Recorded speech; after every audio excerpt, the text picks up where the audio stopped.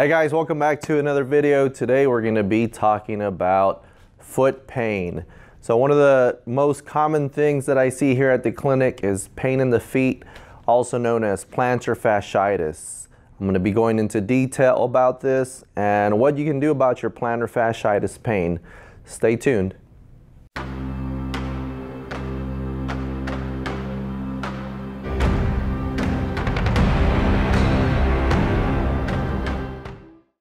Alright guys, just like I promised, today we're going to be talking about foot pain.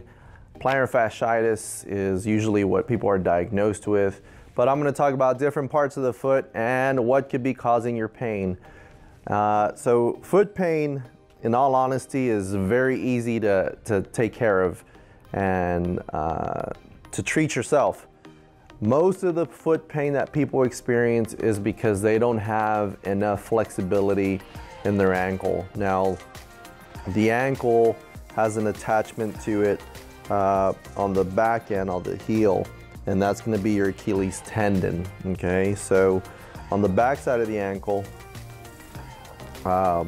you have your calf muscle, right? So you have your gastroc, which is the first muscle belly you see, and then right underneath that you see your soleus.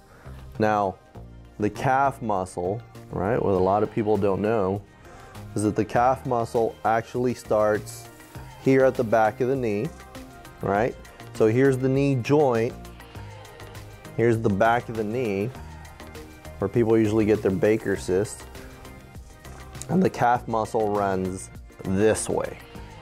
Now, if you spend a lot of time sitting down, if you wear boots, if you wear dress shoes, or for the ladies, if you wear high heels or wedges, what tends to happen is the calf muscle go ahead and flex. The calf muscle is functioning in a shortened position, okay? So what that usually results in is when you get home and you kick off your shoes to relax your feet, then if you don't immediately stretch this muscle out, what happens over time, it remains short. It starts to ball up. It gets tighter and tighter and tighter. Well, the Achilles tendon is a very strong tendon. It can accept very large loads. That's why we're able to jump and run. So what breaks down? The foot. So go ahead and turn on over. So at the foot, what we tend to see is we usually get people that come in with a diagnosis of plantar fasciitis. Now, I want you to understand that plantar fasciitis is a blanket term. There is a lining of fascia at the bottom of the foot, but there are many structures that can create pain at the bottom of the foot.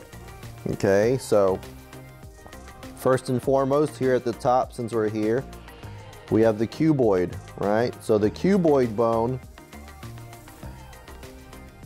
is an actual bone that's located right here. And guess what? It's in the shape of a square. Now, what that cuboid bone does, it just helps provide arch support. It provides shape to the foot, okay? Now, the other foot pain that people feel is at the bottom of the foot, right? Right here. The metatarsal phalangeal joints, or the ball of your foot. Now, usually people will start experiencing severe pain and they'll start to aggravate this part of the foot so much that there's actually a surgery that people will have done. It's called Morton's neuroma. So they'll go ahead and excise a little piece of the nerve outside of your foot. The problem with that is it only solves half of the problem. Most of the time, people experience relief, but as soon as they get back to their activities or try to increase their activities, the pain returns and they deem the surgery a failure. When in reality, what's happening is you don't have the right flexibility in the ankle because of the tight calf, so your cuboid's dropping or your med heads are hurting. Now the other part of the foot that will hurt is right in here. This is the most common one, right through there. Now you have three structures that pass through that area, and three of them are tendons, one of them is a nerve. Now, how much flexibility should you have in your ankle? According to Rancho Los Amigos, a laboratory where they study walking, you should have at least 15 degrees of flexibility in the ankle. So if you, can you see those numbers there? These red numbers. So if that's 0, right? I have 10 little hash marks, and that's 10, and then the next 5 little hash marks is 15. So according to Rancho Los Amigos, you should have 15 degrees of what's called dorsiflexion, or being able to lift your foot up this way. Go ahead and lift the foot up, just like that, right? Now, most people don't have that. Most people come in and they're only able to gain neutral, or not even able to get to neutral. So we're looking at people in the negatives. And again, that's from being in a high heel or a dress shoe for an extended period of time, okay?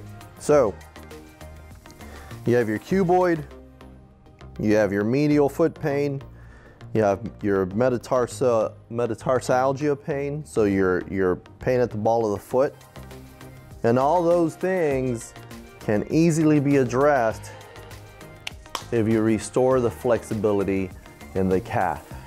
Now, how do you restore that flexibility in the calf? Well, what you want to do is you want to start off with your traditional calf stretch against the wall. If you don't remember, we'll post a little picture up within this video, give you some instruction, and you want to hold this stretch for 2 minutes. Now, the research out there, people really can't agree how long to hold a stretch for, but we do want some tissue creep.